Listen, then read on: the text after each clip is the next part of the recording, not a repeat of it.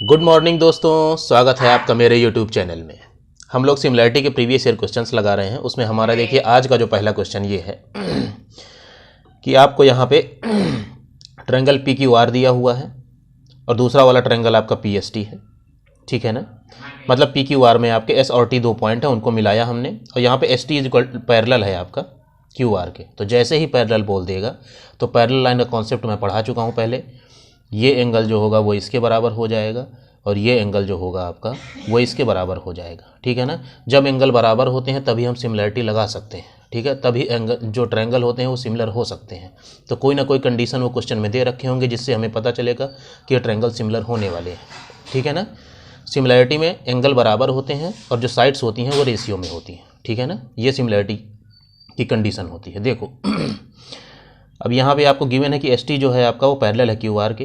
P S बटे में S Q आपको 3 और 5 दिया। देखो पी एस की वैल्यू आपकी 3 दी हुई है, ये रियल वैल्यू नहीं है, रेशियो है। तो रेशियो को हम लोग गोला बना के लिखेंगे, ठीक है ना।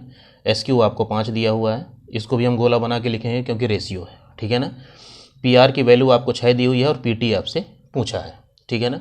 देखो आपको समझाने के लिए मैंने ट्रायंगल ही अलग अलग लिख लिए हैं। बताइए इतनी मेहनत कौन करता है, ठीक है ना।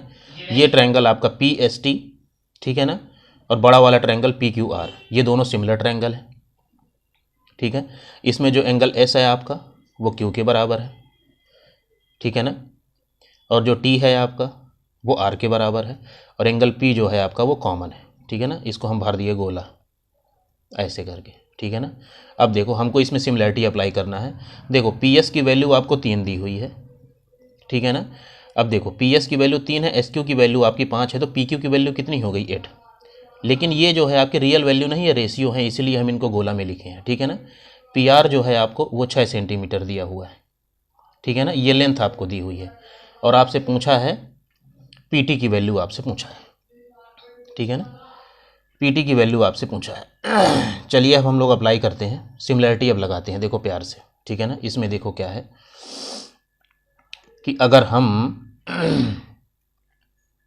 देखो यहाँ पे साइड्स का रेशियो क्या आया, पी एस बटे में पी क्यू, जो करस्पॉन्डिंग साइड हैं आपकी उनका जो रेशियो, अगर हम एंगल से भी लगाएं वैसे भी लगा सकते हैं कि अगर हम टी के सामने का जो साइड लेते हैं तो पहले हम इस ट्रायंगल की साइड ऊपर लिखेंगे, ठीक है।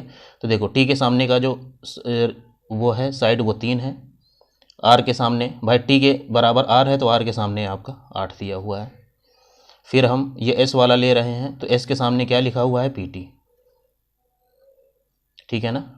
और फिर इधर जो है एस जो है क्यू के बराबर है तो क्यू के सामने क्या है आपका 6, ठीक है। अब यहाँ से आपको पी टी की वैल्यू निकाल देना है। तो देखो ये क्या हुआ आपका 2 चौको 8, 2 तिहाई 6। तो यहाँ से आप निकालोगे पी टी की वैल्यू तो कितनी आएगी आपको 9 बटे में 4। ये इसका आंसर आ गया, ठीक है ना। पी टी की वैल्यू आ गई आपकी 9 बटे 4, ठीक है। तो आपको सिमिलैरिटी ऐसे ही प्यार से लगाना है, ठीक है ना। इसमें झिकझिक नहीं करना है, ठीक है ना, ठीक है। अब ये दूसरा क्वेश्चन आप देखिए, ठीक है ना। यहाँ पे आपको इस क्वेश्चन को मैं इसलिए लिया हूँ क्योंकि यहाँ पे एक्स वाई जो है क्यू आर के पैरेलल नहीं है, ठीक है ना। अभी तक हमको वो बता दे रहे थे कि वो पैरेलल लाइन है, ठीक है ना। अब जैसे पैरेलल नहीं है तो हमको एंगल दे रखा है, भाई कुछ ना कुछ तो दिया होगा ना जिससे हम सिमिलैरिटी लगा पाएँ, ठीक है ना। तो ये एंगल 75 है, ये एंगल 60 है, ठीक है ना।